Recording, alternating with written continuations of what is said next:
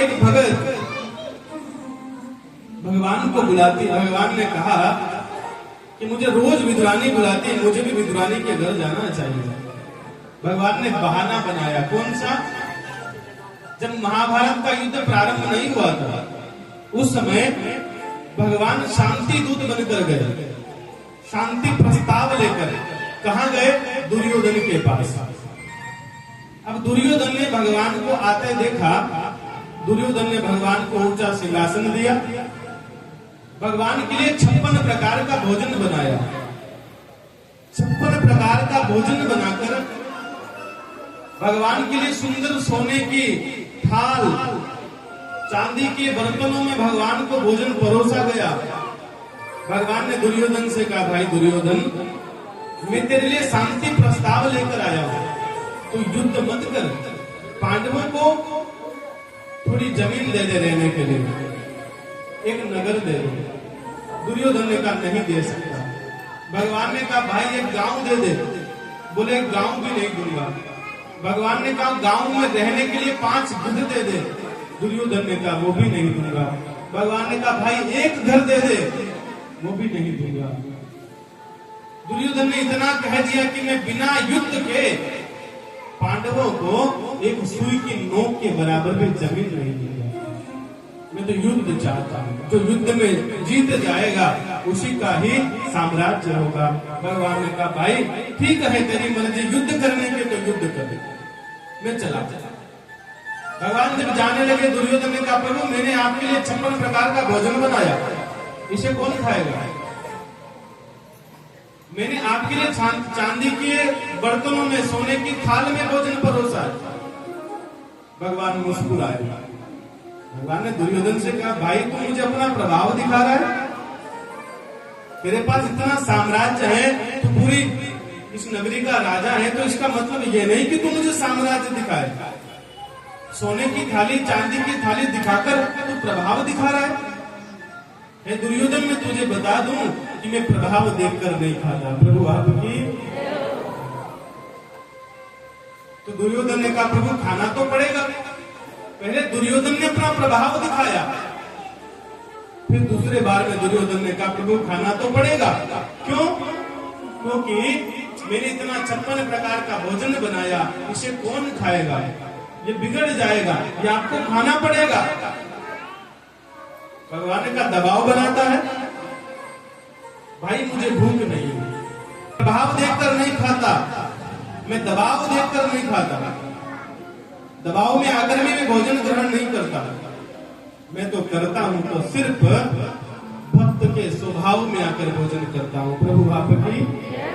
भक्त का भाव हो मुझे खिलाने का और मेरा भाव हो खाने का, उसी अवस्था में मैं भोजन करता हूं, वरना मैं भोजन नहीं करता।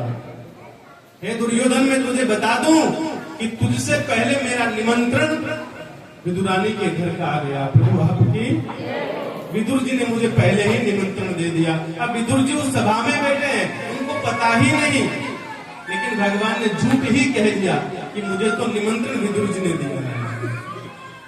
विदुर जी भी सोच में पड़ गए, मैंने कब भगवान से कहा? भगवान ने 56 प्रकार का भोजन त्याग दिया, व्यंजनों को त्याग दिया, सोने की चांदी की थाल को त्याग कर भगवान विदुर जी के घर चले। प्रभु आपकी। विदुर जी भागे।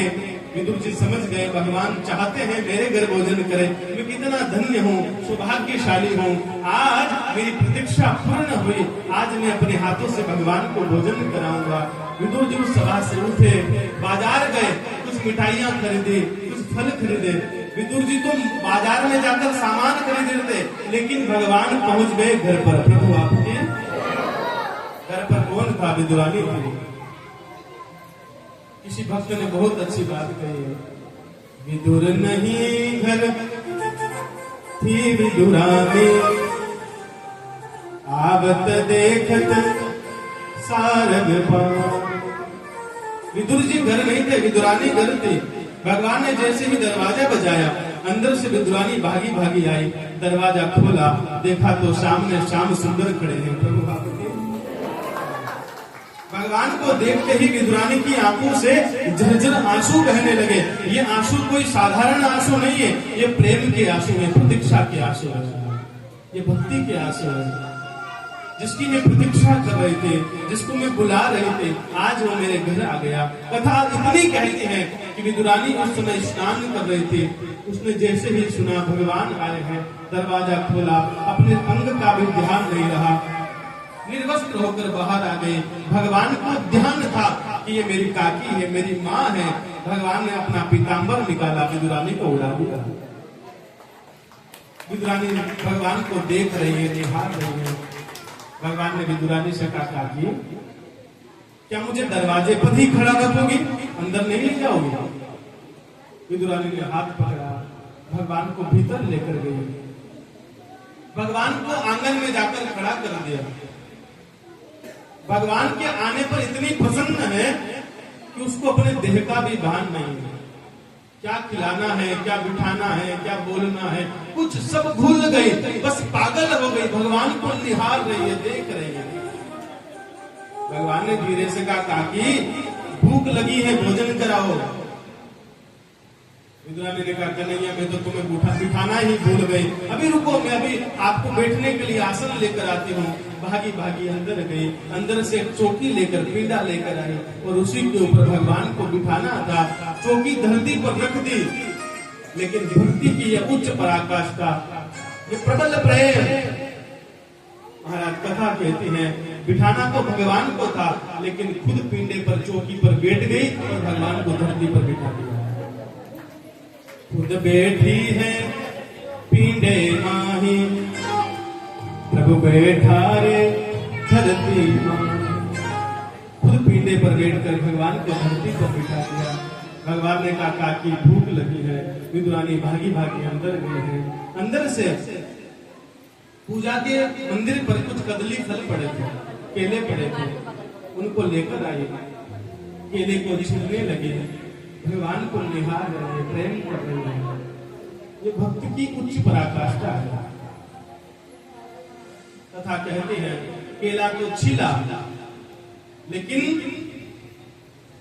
गिरी गिरी तो देत गिराई, छिलका देत हरी मुख।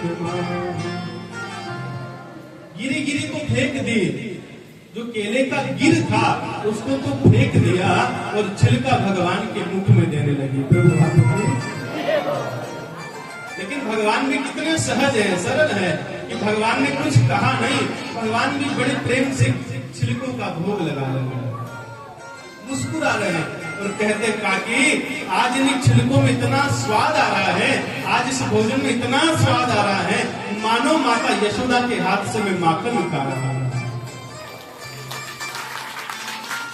आज विदुरानी भूल गए, मनोदशा को भूल गए। इतने में ही विदुर जी आ गया। विदुर जी ने आकर देखा तो क्या देखा, भगवान छिलके खा रहे, विदुरानी छिलके खिला रही है। विदुर जी को क्रोध आया, विदुर जी ने विदुरानी को खरी खोटी सुनाई। पागल हो गई, तुझे पता नहीं भगवान 56 प्रकार का भोजन त्याग कर आए और भगवान ने हमारे घर को चुना और तूने भगवान को छिलके खिला दी। अरे पहली बार भगवान हमारे घर आए, उसमें भी तूने छिलके खिला दी। अरे देवी गिरी खिलाती, ये क्या कर दिया तूने? आज मेरे घर से भगवान रूठ जाएंगे, नाराज हो जाएंगे। विदुर जी महाराज खरी खोटी सुना रहे थे। विदुरानी की आंखों में आंसू आ गए, रोने लगे। कहती है, नाथ कन्हैया मुझे क्षमा करना, मैं तो भूल गई थी, मुझे याद नहीं है, मैं तो भूल गई, तुम मुझे कह देते। भगवान ने कहा, देवी मुझे भी नहीं पता कि मैं छिलके खाया। ये प्रेम है। भगवान को बहुत बुरा लगा। भगवान ने विदुर जी से कहा, विदुर जी, काका तुमने हमारे प्रेम को आकर भंग कर दिया। मेरी काकी मुझे खिला रही थी और मैं खा रहा था, तुमने बीच में आकर सारे भोजन का मजा खराब कर दिया। और मैं तो ये कहता हूं, यदि काकी ने गलती कर दी तो तुम सुधार दो। तुम काकी को खराब होना मत सुनाओ। यदि उन्होंने गलती करके मुझे छिलके खिला दिए तो तुम गिरी खिला। विदुर जी आगे बढ़े, विदुर जी ने केले को छीला और विदुर जी महाराज ने भगवान के मुख में गिरी दी। गिरी देत गिरधर मुख माही, प्रभु बोले गो स्वाहद नाही। भगवान के मुख में जैसे ही गिरी दी, जैसे ही गिर को देने लगे, भगवान ने खाया तो जरूर, लेकिन भगवान ने धीरे से कहा, विदुर जी जो स्वाद काकी के छिलकों में आ रहा था वो स्वाद तुम्हारे गिरी में नहीं आता। प्रभु आपकी यही प्रेम है, ये सहज प्रेम है, ये सत्य प्रेम है।